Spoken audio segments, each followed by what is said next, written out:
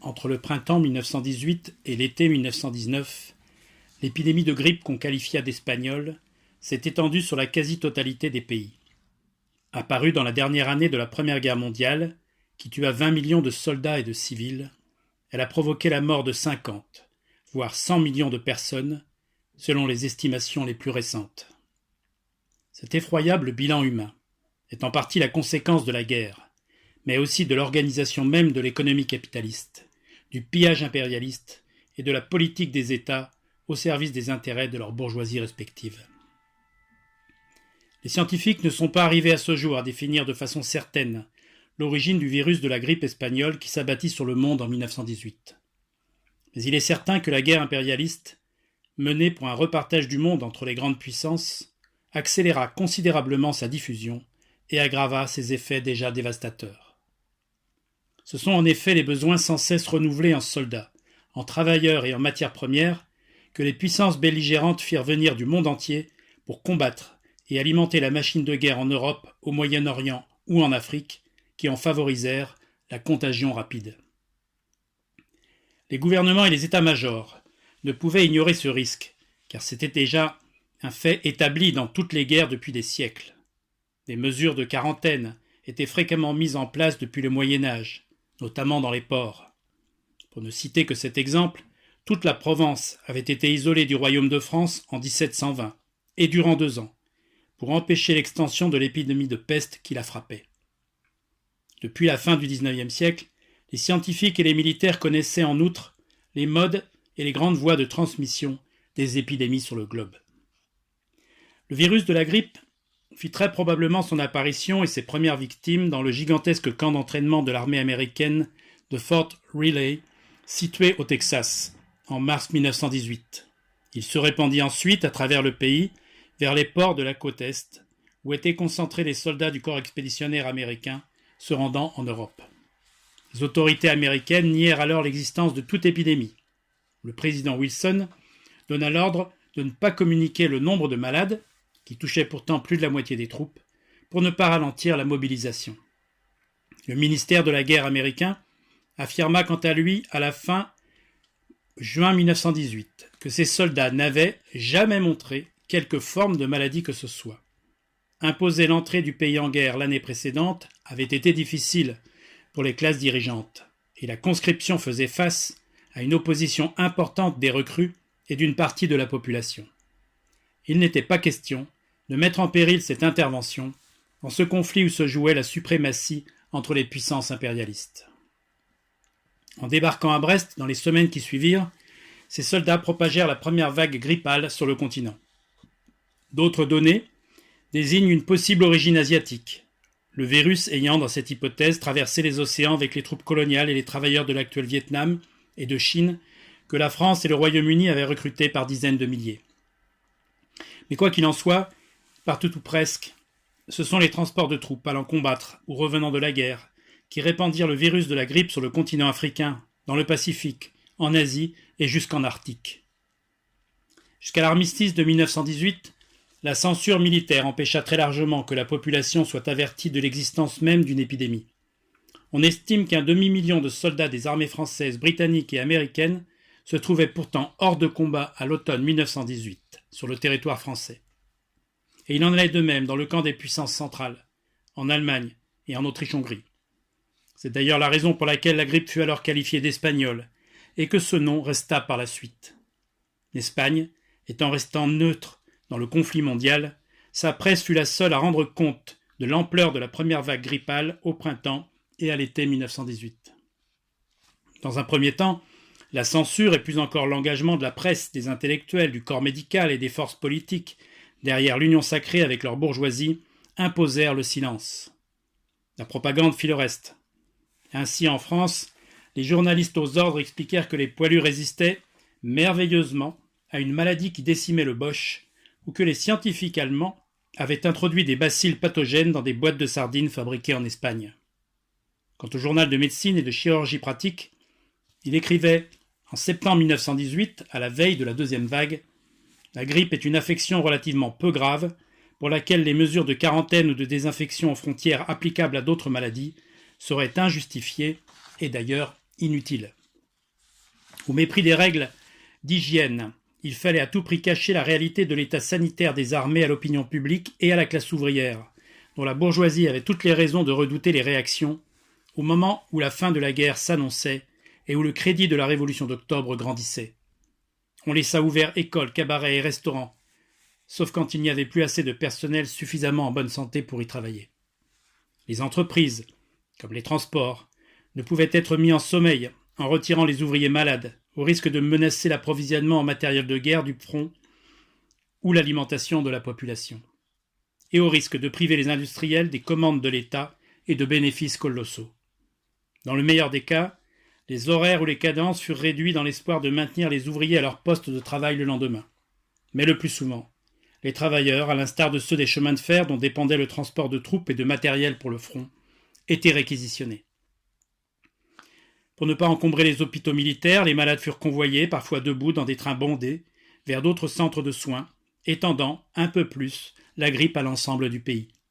Les casernes, les hôpitaux, les gares, les usines, mais aussi les bordels de campagne, mis en place par les armées, furent autant de foyers d'une épidémie renforcée par les déplacements incessants de troupes entre le front et les zones de l'intérieur.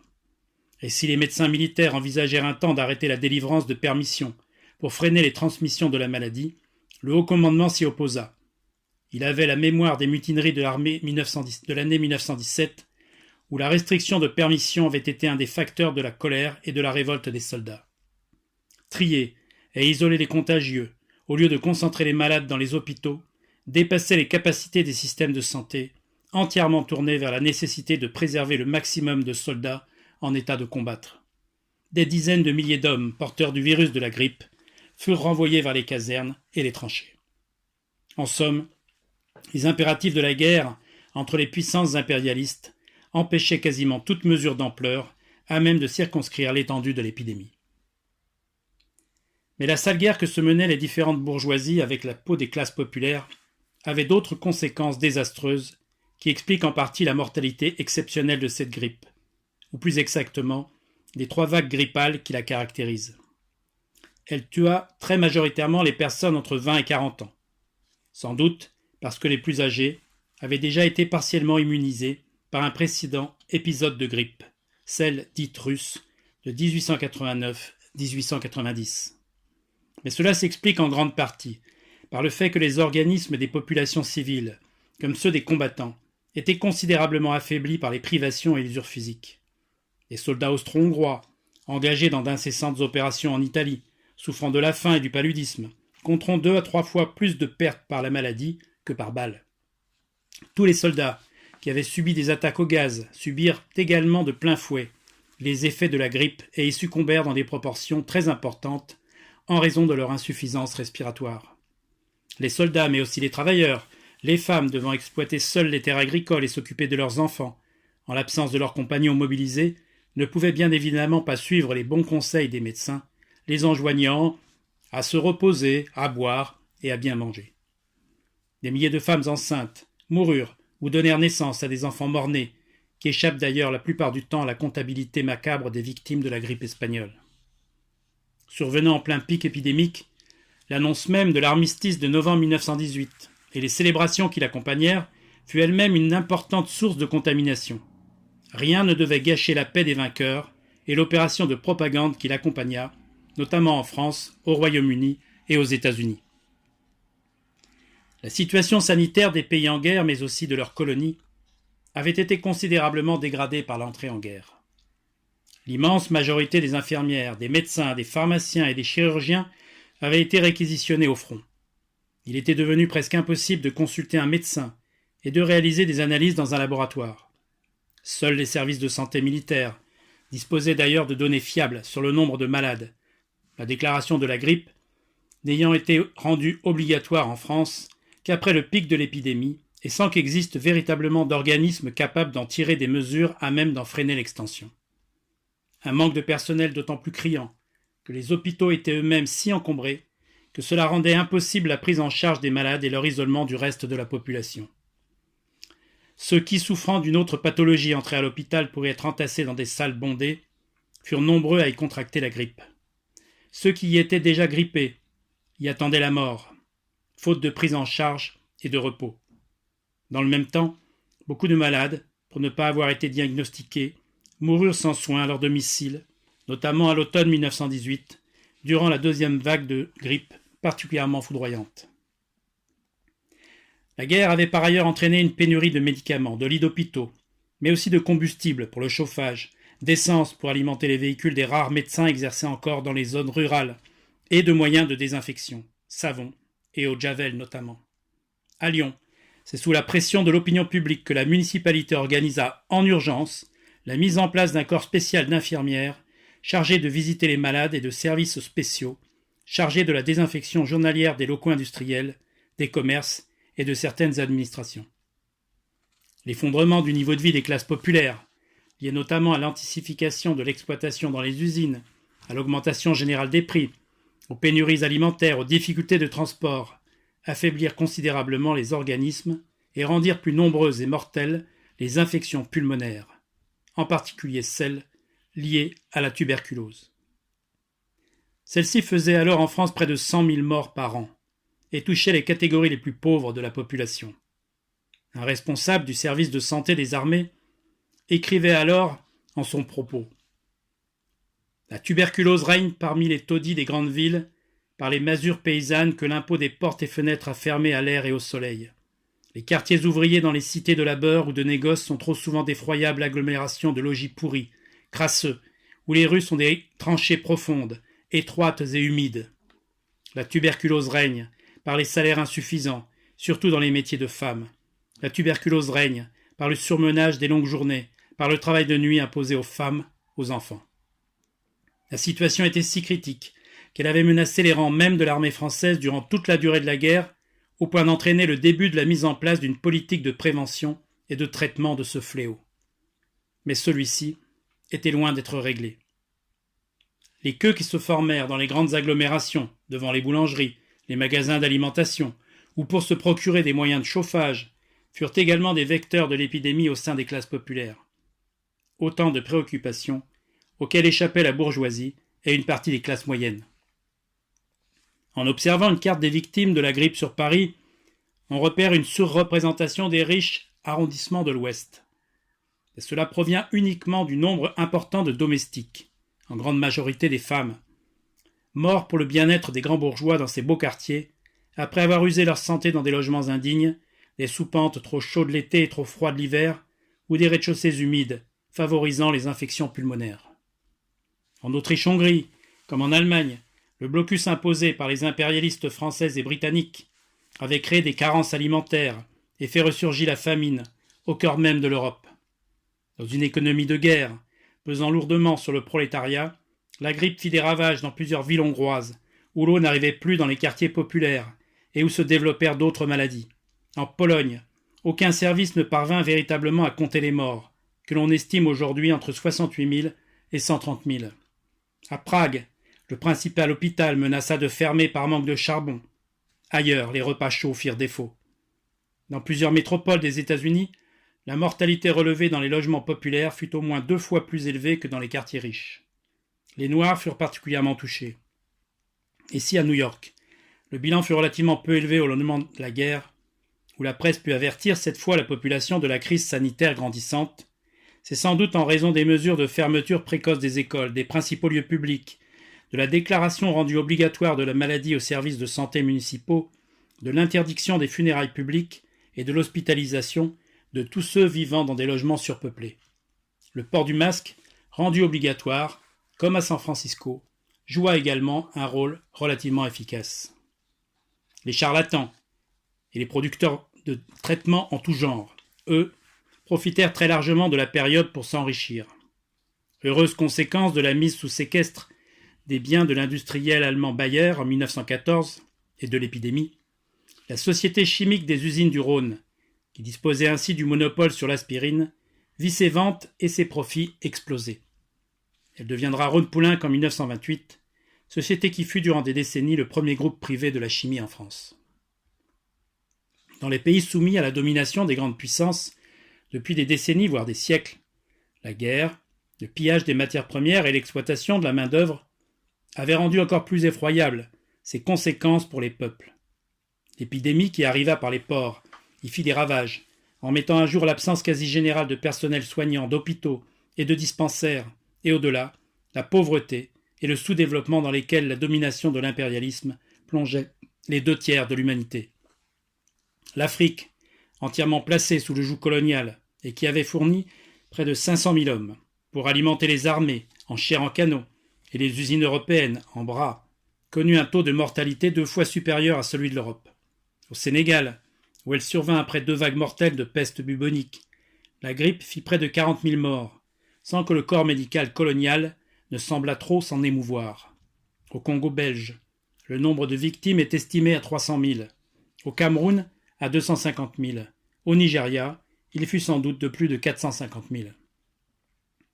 Après le Sierra Leone, où leur navire avait fait escale, le virus débarqua en Afrique du Sud avec le retour de France de membres du corps des travailleurs indigènes qui y avaient été utilisés en arrière des lignes.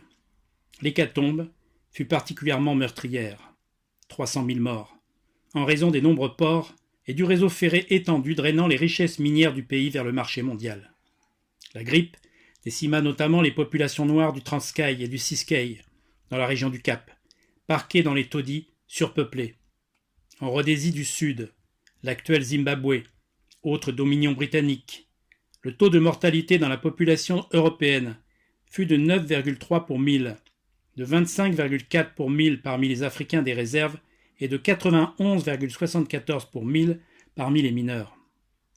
Non loin de ce foyer de l'Afrique australe, la grippe tua sans doute 90 000 malgaches et entre 7 000 et 20 000 personnes à Saint-Denis de la Réunion, pour une population de 175 000 habitants, fauchant les dockers, déchargeant les navires, puis ravageant les quartiers populaires où les conditions de vie étaient effroyables. Dans la petite ville du port, qui ne comptait qu'un seul médecin, les cadavres laissés sur les pas des portes y seront ramassés par l'unique véhicule, une charrette à bras tirée par des détenus. Dans plusieurs îles, comme aux Philippines, sous occupation américaine, à Tahiti, ou dans les Samoa occidentales, sous contrôle néo-zélandais, les autorités coloniales laissèrent débarquer des hommes dont l'état grippal était connu, au mépris des conséquences sur la population. Le gouvernement néo-zélandais attendra 2002 pour reconnaître sa responsabilité. Pour les 8 500 personnes mortes, un quart de la population, des suites de cette décision criminelle. L'État français ne l'a jamais fait pour papeter. Mais c'est certainement en Inde que la barbarie de la domination capitaliste s'exprima avec le plus de force à la faveur de l'épidémie de grippe qui y fit, selon les dernières estimations, plus de 18 millions de morts. La grippe avait touché Bombay le 29 mai 1919, à l'arrivée d'un navire transportant des troupes indiennes de retour de la guerre. En 2 semaines, la ville fut dévastée par l'épidémie. Il ne fut jamais question d'imposer la moindre quarantaine, visant les ports indiens en raison de l'importance économique de cette colonie pour l'impérialisme britannique. Depuis l'ouverture du canal de Suez, le port de Bombay était devenu le plus grand de l'Inde, et son industrie textile occupait des dizaines de milliers d'ouvriers. Le pouvoir colonial se désintéressait totalement des conditions sanitaires ou de l'insalubrité des logements et des rues dans lesquels il avait maintenu ou précipité des millions d'habitants. L'Inde était en outre régulièrement frappée par des inondations ou des épisodes de sécheresse qui faisaient à chaque fois des centaines de milliers, et plus souvent encore, des millions de victimes. Et tandis que celle de 1918 avait précipité de nouveau la population dans la famine, les navires continuaient de charrier les céréales produites dans l'arrière-pays vers les ports britanniques. La guerre, qui avait clairsemé encore davantage les rangs des médecins réquisitionnés pour le front, aggrava enfin considérablement la situation sanitaire, et ce dans un pays où l'espérance moyenne de vie ne dépassait pas 25 ans. L'épidémie de grippe s'abattit sur les ouvriers agricoles, les petits paysans, les balayeurs des rues, les ouvriers, les innombrables miséreux qui peuplaient les villes du sous-continent indien. Les femmes constituèrent la majorité des victimes, probablement car, subissant une double oppression, elles étaient moins nourries dans les périodes de disette, supportaient une charge de travail supérieure et avaient la charge des malades. Il y avait un précédent à cette situation. Au lendemain d'une épidémie de peste qui avait touché Bombay et menaçait ce centre de l'économie coloniale en 1896, le pouvoir avait tenté de résoudre à sa manière, c'est-à-dire brutalement, les problèmes d'insalubrité dont, au fond, il accusait les habitants d'être eux-mêmes responsables.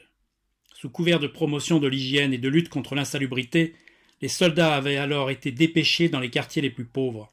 Les logements avaient été fouillés, souvent incendiés avec les quelques biens de leurs occupants, ceux-ci humiliés, violés parfois, et déplacés par milliers.